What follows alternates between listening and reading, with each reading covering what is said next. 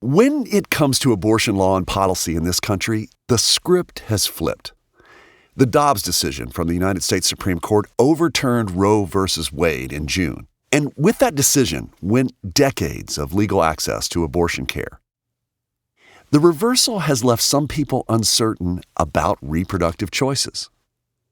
We were all holding out some little bit of hope that maybe the decision wouldn't overturn Roe, or maybe it wouldn't be a full reversal, even though I knew it was going to happen, even though we'd had this leak that pretty well mapped out like the trajectory of this decision. It was still heartbreaking to hear the actual decision on June 24th, and it still shook me to my core that this fundamental right that I've had for my entire existence, for my whole life, it's always been there, is gone. For others, the court ruling confirms decades of belief. So we were kind of on pins and needles for a while, waiting to find out if, in fact, it was going to be the decision that came down. And someone threw open the doors and said the Dobbs decision came down and abortion has been returned to the legislatures. And we were very excited and happy about the fact that finally Roe and Doe were no longer the law of the land. From West Virginia Public Broadcasting and PRX, this is Us and Them, the show that tells the stories about the things that divide us. I'm Trey Kay. There's a lot of energy and movement on abortion policy and law as states define their position. 5 states offered ballot measures this fall seeking to protect or further restrict access to abortion. Overall, since Roe was overturned, plenty of people feel that one side won and the other side lost. But what's happening now in this power shift? How are individuals and groups facing what comes next in this post-Roe world? Well, I can tell you one thing. No one's packing their bags and giving up the fight. So I sat down with 2 women, an abortion rights advocate and an abortion rights opponent, to hear how they got where they are, and what's happened since June, and where they're headed next. Since Roe v. Wade was overturned, West Virginia is one of more than a dozen states where abortion is now banned. Previously, West Virginians could terminate a pregnancy up to 20 weeks. But in September, state lawmakers voted to restrict almost all abortion access from the moment of conception, with very narrow exceptions for cases that include rape and incest. My name is Emily Wommeldorf. I use she, her pronouns. I am from Morgantown, West Virginia. Been here my whole life. And I am the advocacy campaigns director for Planned Parenthood Vote South Atlantic. So I work primarily in the advocacy space. And I spend a lot of time down at our state legislature, but I also work to organize people and make sure that their voices are heard on a variety of issues, including abortion. How did you come to do this type of work? When I was 18 years old, my best friend for all of childhood found out that she was accidentally pregnant, unintentionally pregnant, and did not want to be. And she had no support system where she could tell anybody or figure out, tell her parents or anything. But she knew that she did not want to be a parent yet. She knew she was not ready. There was no way she could financially, emotionally, anything support a child. And we were really scrambling, how in the world are we going to come up with $600 to pay for an abortion? And finally, I looked at her one day and I said, I just feel like we can't do this ourselves. We have to tell my mom. And so we sat down with my mom and told my mom about it. And my mom just looked at my best friend and said, "You don't want this?" And she said, "No, I can't." My mom said, "Okay, make your appointment for the Women's Health Center. I will take you. I will pay for it. We will take care of this if this is not what you want." And in that moment, it really changed me to see somebody just so like unequivocally support somebody's decision and give them the tools that they needed to make decisions for the rest of their lives. And my best friend will tell you that abortion saved her life. She is now a mother, a homeowner, has a job that she really likes and cares about and she's really good at. And none of those things would have been possible if she became a parent at 18 years old when she wasn't ready to be.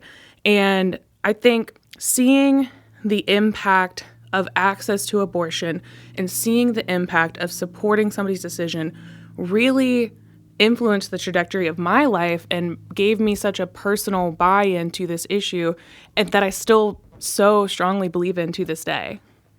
If I were to call her up and ask her, does she feel like she was harmed in some ways or some type of trauma that came from her having an abortion?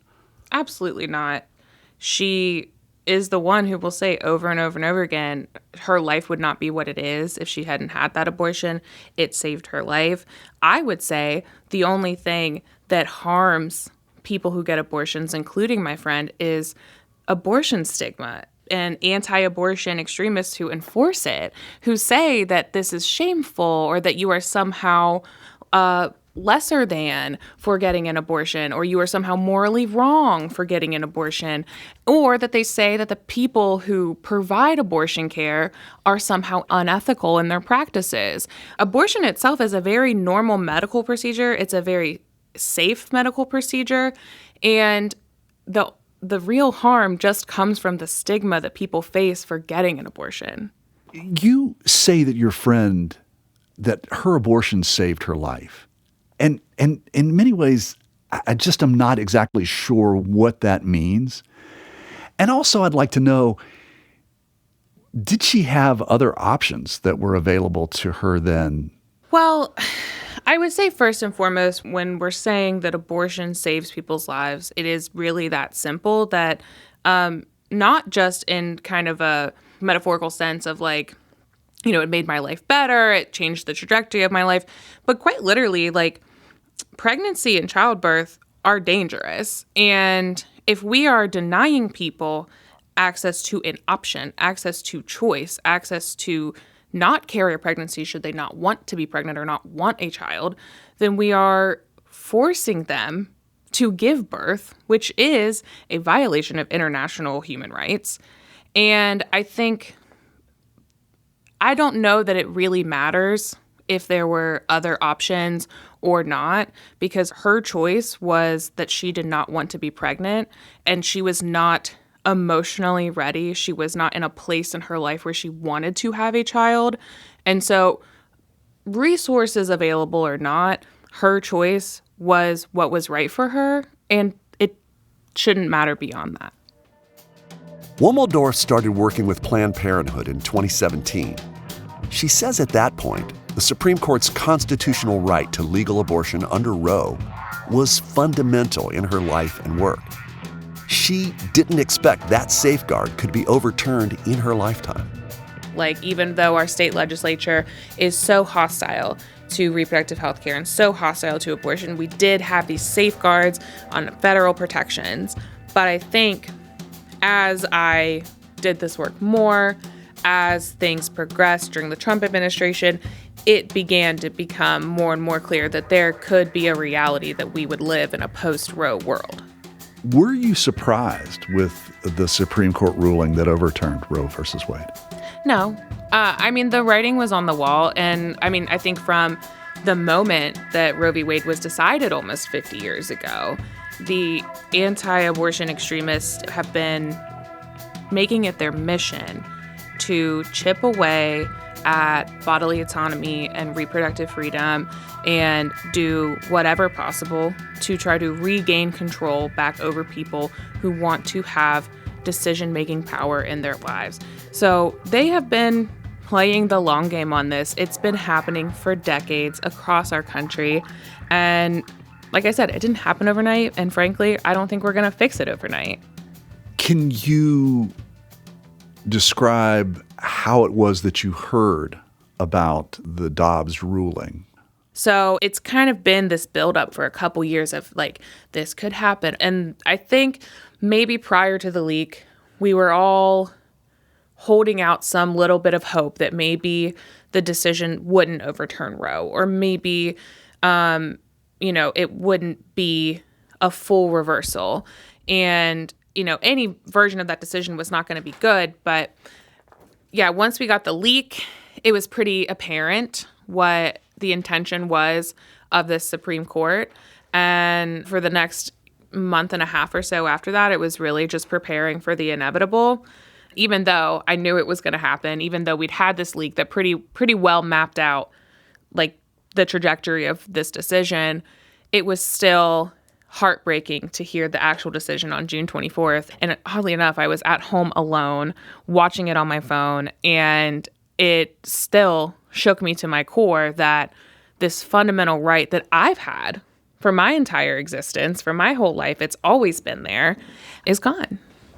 Like, I get my own fundamental right stripped from me, but I don't get to process that because I have to go and do my job. So it was a bit of a rough day. And, we jump into organizing mode. We jump into, reassuring our supporters and, reaching out to people that we need to talk to. And I think at one point my coworker just came over to my house and we said, we're just going to work together today because it just feels too weird to be alone. Has your organization had a plan in the works for a time when there might be a reversal of Roe?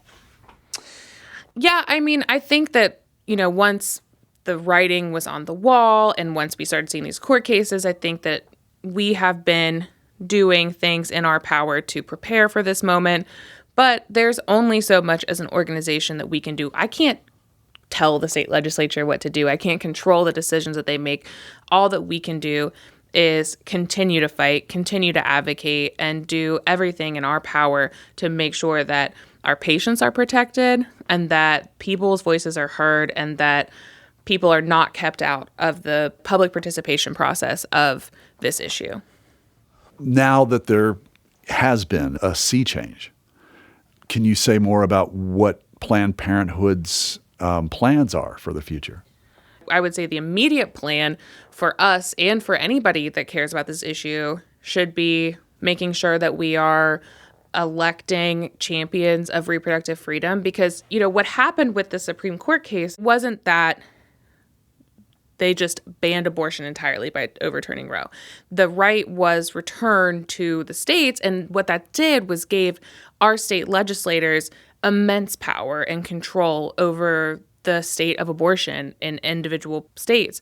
And so if somebody cares about this issue, if you believe that West Virginians in particular deserve access to abortion care, then our charge needs to be to vote for people who are going to fight for that. But then another side of that too is that people have been harmed a lot by abortion stigma, by this idea that abortion is somehow morally wrong, and it puts people into cycles of shame. It makes them silent and not want to talk about the fact that they've had abortion or feel, ashamed about the fact that they've had an abortion.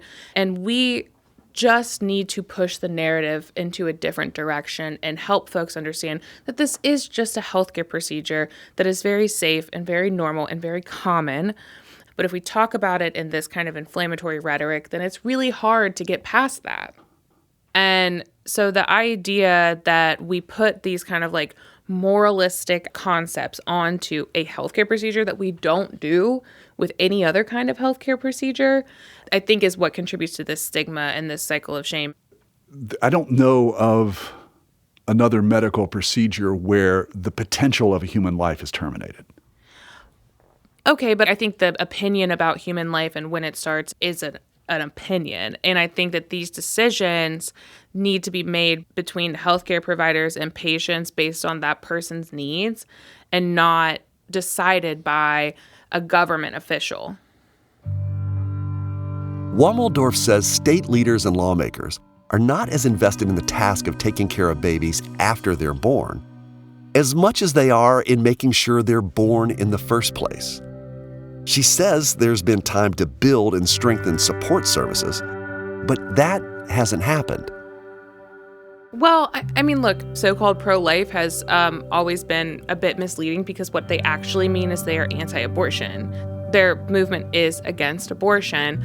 So in my opinion, the same party and the same legislators who are adamantly pro-life or anti-abortion, they also have a supermajority of our state legislature, and they have the ability and the power to, for a while, to have fixed these things that you're talking about. Our foster care system is broken, and they have had the ability to do something about it. They have the ability to invest in better healthcare service and resources for our people, to invest in helping our people get out of poverty. Our state is severely impoverished, help provide better educational opportunities, and they have not done it. And so, do I think that they are actually invested in life as a whole? No, I do not. I think they are invested in forcing people to give birth against their will to meet this agenda of control. If they were to be invested in life as a whole, what would that look like? I mean, personally, I also think investing in life as a whole is investing in a person's whole health, which does involve investing in reproductive health care. And reproductive health care does, just by definition, include access to abortion. But I also think it looks like investing in the well-being of people in West Virginia. We have healthcare deserts all over the state. Even accessing basic primary care can be next to impossible for some people, depending on where you're located. And investing in affordable childcare and investing in affordable housing for people and giving people true and real opportunities to lift themselves out of poverty, better job opportunities. People leave the state all the time because they can't find good opportunities here. Do you think that basically with the Dobbs decision, do you think it stops there? Do you mean on a national level, does it stop there? No, I don't think so. I think the idea that we were going to return the rights to the states was always disingenuous, proven by the fact that they then a few months later, introduced a nationwide abortion ban. And so I don't think the intention was ever to stop at Dobbs. I also don't think that the intention of anti-abortion extremists is ever just about abortion, because it's never been just about abortion. It's been about control. I think that we could anticipate chipping away at other forms of reproductive health care, other ways in which people can establish bodily autonomy for themselves. For example? I would imagine certain forms of birth control. We haven't seen it in West Virginia, but there has been attempts in other states to regulate certain forms of birth control, regulating IVF, denying access to things like paid family leave. And so I think that all of these pieces, it's not ever been just about abortion. It's been about controlling people and not giving people the ability to grow and thrive in the way they want. What did you mean by that? I mean that when people have the ability to plan their lives and plan their futures and make decisions about when or if or how they have a family, they are set up so much better to succeed in life in whatever that means for them. For example, if I were to get unintentionally pregnant, it would certainly throw my career path off. It would keep me from making advances in my life and succeeding in my career and the things that I want for myself. They're out of the traditional roles that were given to women and people who are kind of delegated to being second-class citizens. And I think the ultimate goal of anti-abortion rhetoric and anti-abortion advocates is to return us to a point where we don't have the same kind of progress, we don't have the same kind of rights, and we don't have the same kind of access to success that wealthy, predominantly white, conservative men do. After a break, we'll hear from the president of West Virginians for Life. The killing of the unborn child has created a culture where death has become an acceptable way to treat human beings. You're listening to Us and Them. This program is supported in part by the West Virginia Humanities Council, the Greater Kanawha Valley Foundation, the CRC Foundation, and the Daywood Foundation.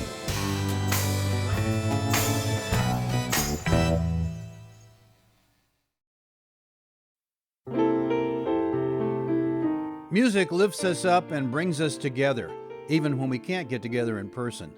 Mountain Stage brings you live performances on the air, online, and in our podcast. They remind you how it feels to be in a live audience listening to live music. This is Larry Gross, host of Mountain Stage. Find a link to our stations and our podcast online at mountainstage.org.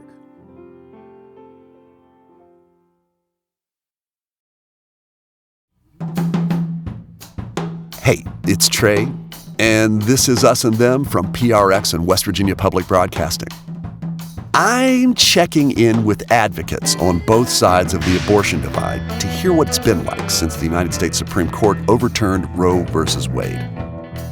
I want to know from both of our guests if they could even imagine a time where abortion would cease to be such a supercharged issue.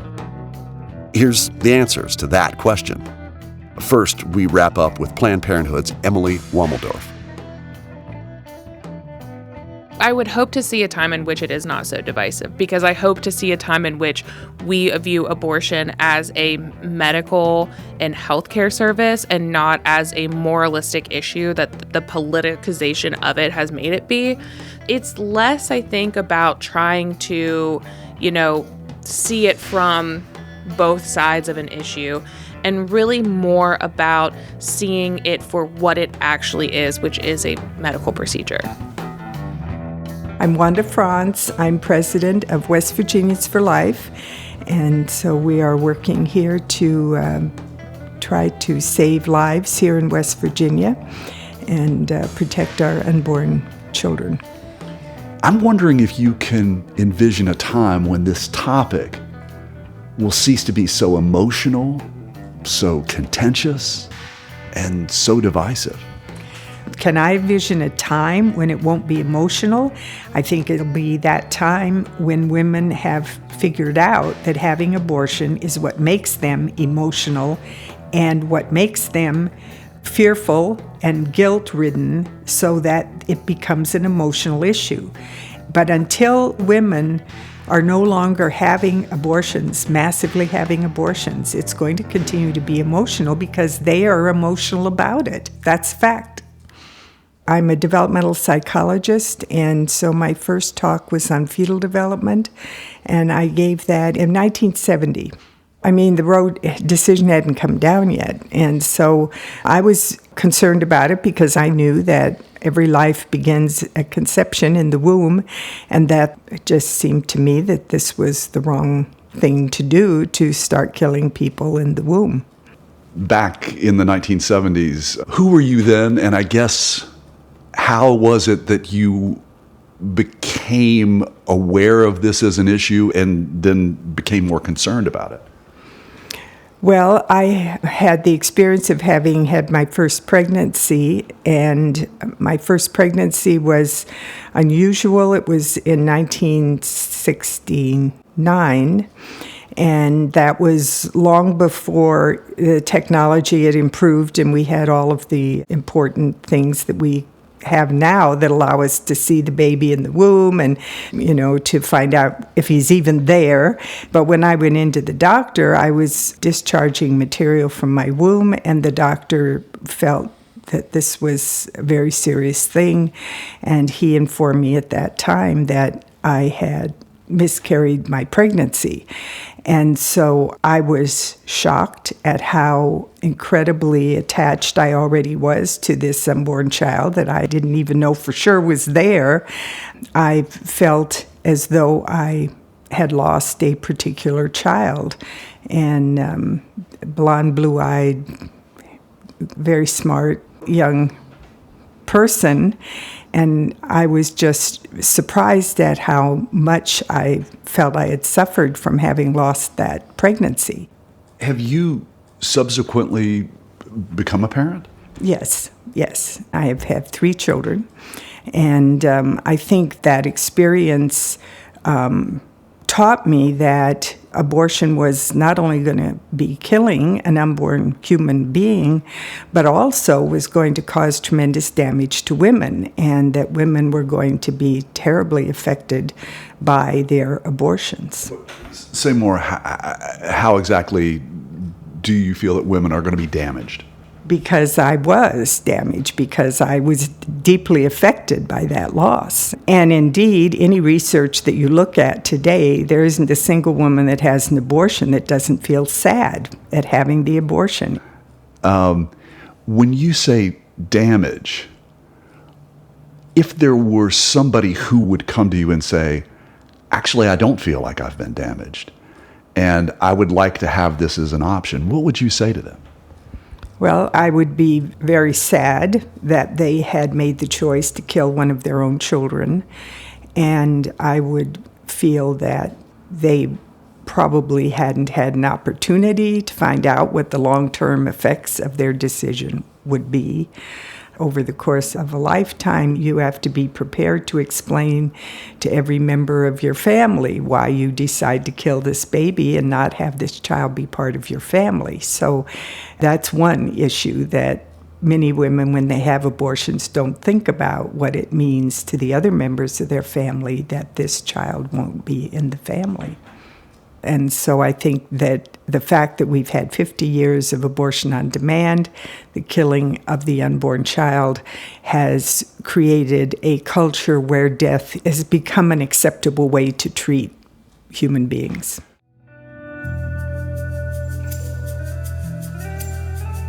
I was young, but I remember the Roe decision in 1973. There was a lot of talk about it in West Virginia, and there were demonstrations at the legislature. Anti-abortion groups and advocates rallied for what would become a long fight. We moved here in 1968. Okay, so you were here at that time. And do you remember when the decision was issued by the Supreme Court? And if you do, how did you feel about it? I was a graduate student in psychology at the time, West Virginia University, and I had belonged to the West Virginians for Life student organization on campus. And we were the only organization in this area. And we had tables with educational material in order to educate people about abortion. And so I was on my way to the student union building to set up the table that day, and I heard on the news, on the radio, that Roe versus Wade had come down, and Doe versus Bolton, and that abortion had been legalized in America. And so I went and set up the table, and some young woman came by and shouted to me across the space there, "It's been decided, you can go home now." And I was thinking, somehow I have this feeling I'm not going to go home and bake cookies anymore for my free time. I'm going to be doing a lot of work. I was upset that we were having this foisted on us by 7 unelected people who were not in a position to write laws. Upset, angry, or upset like you felt like crying? I didn't cry. I just felt that it looked like the Supreme Court had failed to fulfill their mission to the American people, and that the American people were going to have to respond, and that we were going to have to get involved in this and do something about it. Franz has been in this work a long time to change legislation and policy around abortion care. I wondered what the moment was like when she saw that work pay off after nearly 50 years. Well, I was relaxing around 10 o'clock in the evening watching the news, and we began to get texts that this decision had been leaked and what it was. And we were very excited about the potential and hopeful that this was, in fact, the decision that was going to come down, but we didn't know whether it was or not. So we were kind of on pins and needles for a while, waiting to find out if, in fact, it was going to be the decision that came down. And then when it did come down, we were at the National Right to Life Convention in a session in the morning, actually dealing with end-of-life matters where people are being killed at the end of life inappropriately, which has been exactly what we always predicted would happen, that if you could kill people at the beginning of life, people were going to start killing them at the end of life. And so we were actually listening to a presentation about that, and someone threw open the doors and said the Dobbs decision came down and abortion has been returned to the state legislatures, and we were very excited and happy about the fact that finally Roe and Doe were no longer the law of the land. The fact just that this decision has come down doesn't mean that we're no longer functioning in our role as a social policy institution that is going to help to protect human life in America. So there certainly is no reason for us to pack up our bags and go home. You would like to see a day where in all of the 50 states of our nation that basically current laws would be closer to the laws of West Virginia? Well, our goal is to save as many lives as is possible to save. The United States has been burdened by a loss of an enormous number of people in this generation. The birth rates have dropped over these 50 years, and we're not replacing our own population in this country. And if it wasn't for people immigrating into the United States, we would be losing population. And any country that loses population dies eventually. Economically, it can't sustain itself. But with regard to the laws, what specifically would you like to see happen?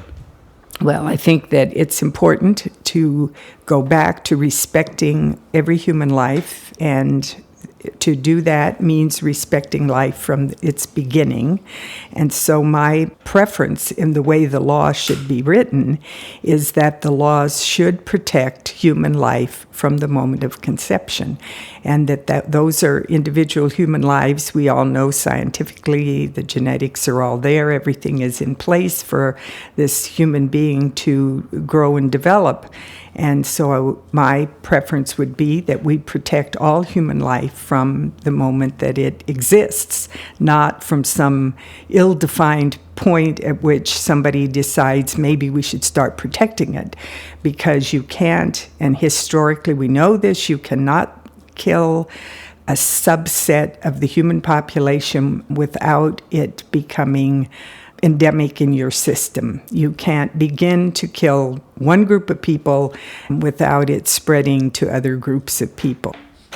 But I just want to make sure that I'm clear. So what that means is that from conception, that if there is a conception, that the law should stand that we don't abort that fetus, we serve to protect it through the term of a pregnancy and after. And after. In other words, we're protecting all human life both before and after birth. The organization that you belong to that opposes abortion rights is known as the pro-life movement.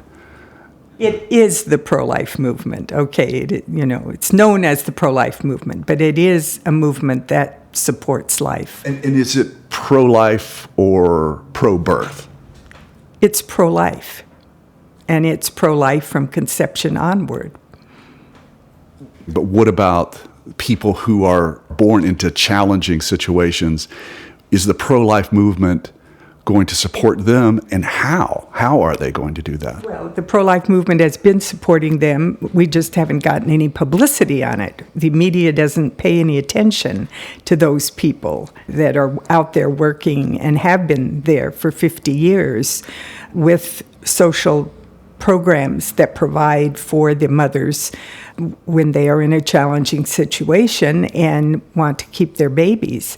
And so we have, I think, over 30 organizations here in West Virginia, spread all over the state, that do pregnancy resource care for these women, and they can receive anything that they need from these organizations, anything from furniture and baby clothes and, baby food. And many of those groups also help with prenatal and newborn education for mothers. So these are organizations that are there to serve the women of West Virginia who really don't have resources available to them. So what our education has to be is aimed at these women who have to begin to see their well-being as something that is not attached to abortion. Does that help extend past the prenatal or postnatal, like when the child is in its infancy and going into life, but maybe into young adolescence and even into teenage years where there are difficult challenges? I'm just curious. What we have found is that when you get a good start with your child and you're able to begin to mother and care for those children, that we're not expecting people to be dependent on services. Our goal is to set them free to go out and be mothers and fathers in an environment where they don't need to be constantly dealing with social services. And so I think that to the extent that we're aware, we find that we're able to put these families on a path. They're able to take over and function within their families and care for these kids.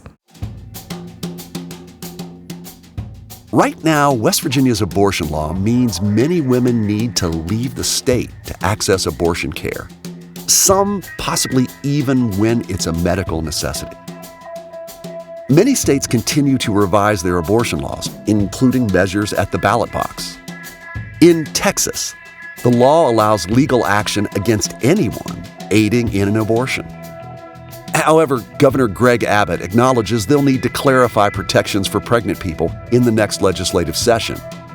That, after a dangerously ill woman had to wait to qualify for a medical emergency to terminate her pregnancy. So, as this all gets sorted out, I wondered what future action anti-abortion groups may take. Aside from educating those women, is there any other efforts that you will go to, again, stop or at least frustrate young women to go to states where abortion is legal? We don't have any plans. But I mean, what I'm saying is that as this develops, these are all issues that we're thinking about, that we're trying to think about how we might go about protecting women who are going to be trafficked into other states to get abortions. There was something that you said, which is in many ways we don't have plans. And what I heard in that is that this decision came down in June of 2022. Roe had been the law for 50 years, that in many ways you personally, your organization has been fighting to overturn that. Now that it has been overturned, there is a lot of kind of shifting and settling and kind of figuring out exactly where we are and how to move forward. Do I have that right? Well, sure. I mean, in other words, the fact that we have a new landscape out there, everybody is having to rework their position in that landscape. And so certainly there was no way that we could anticipate that there would be a total reversal. There were any number of possible ways that the Supreme Court could go. And so we couldn't possibly begin to put together any kind of agenda until we really knew what the Dobbs decision was going to be. And now that it has been decided. Yeah, I mean, it's a total reversal.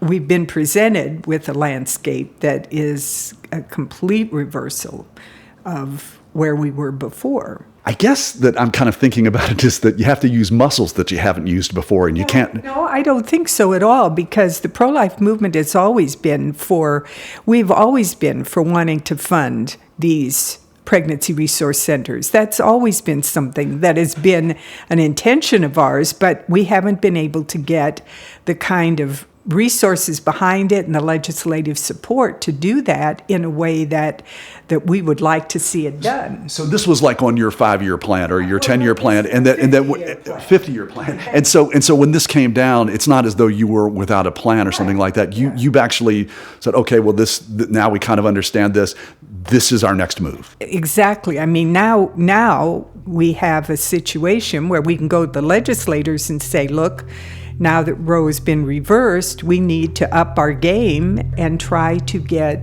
increased funding for these pregnancy resource centers around the state who are going to who could conceivably receive more requirements of women who can't get abortions locally, who are going to try to keep their babies and who will need support. Our first guest, Emily Wommeldorf, says she thinks most people in the country support access to safe and legal abortion. The campaign director for Planned Parenthood South Atlantic says she has hopes for the future.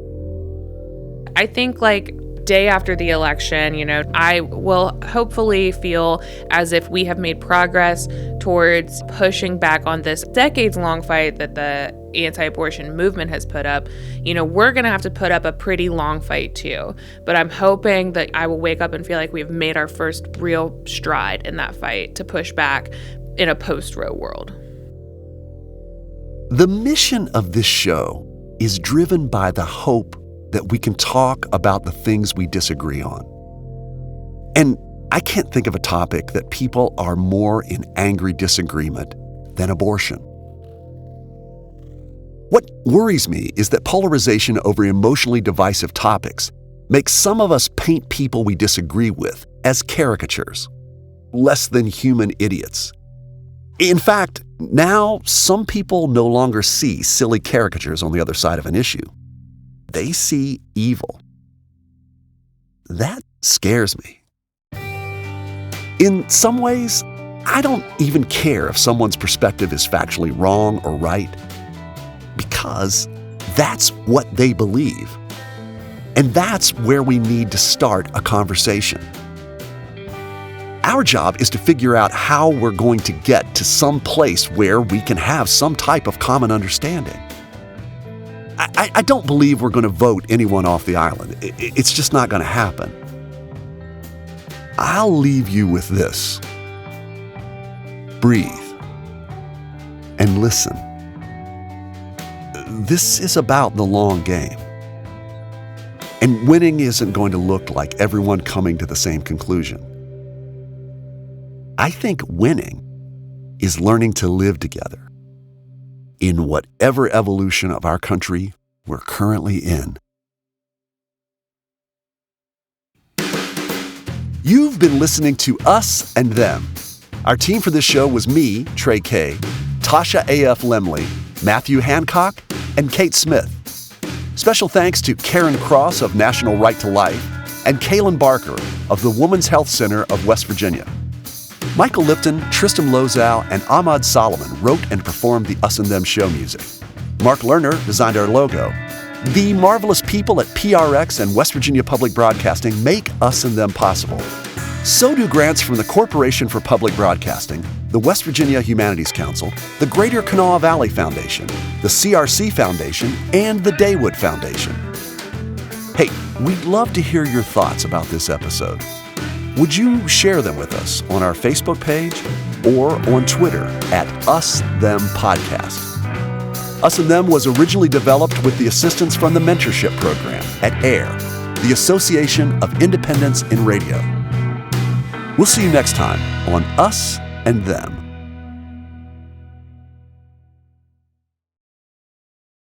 Support for this podcast comes from the Corporation for Public Broadcasting.